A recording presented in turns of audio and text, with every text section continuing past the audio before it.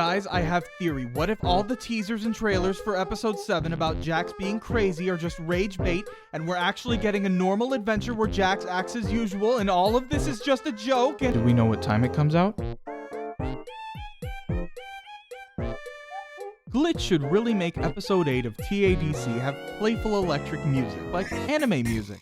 No talking and just Pomni, Gangle, and Ragatha having fun in a bubbly rainbow funhouse-like area in the clouds, where the clouds are bouncy and they can have free cotton candy by eating the clouds, and there are like cloud animals that are really friendly and cute that the girls play with.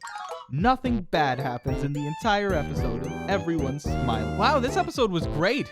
The 15-minute makeout scene between Gangle and Zooble was a bit much, but I respect the artistic vision. Can't wait for the next one! My dearest fandom, the end draws near. We've been warned that this episode shall tear us apart, shattering ourselves and our community completely. I'd like to say that it's been a pleasure to be in this fandom before the Great Divide, as once you get through the endless piles of brain rot, you'll find some wonderful, crazy, beautiful people, some of which have become my friends. I've laughed, I've fought, I've cried, I've smiled, I've joked, and I've made memories. To those I part from upon release of this episode, I will miss you dearly. And which things didn't have to go this way? I'm sure many share my sentiment to any side one may follow. So let's make these last 26 hours as a fandom our best. Wishing you the best.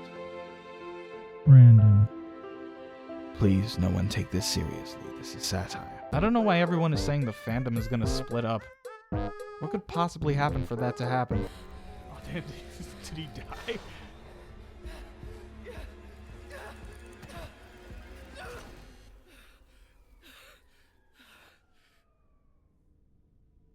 What did you just do?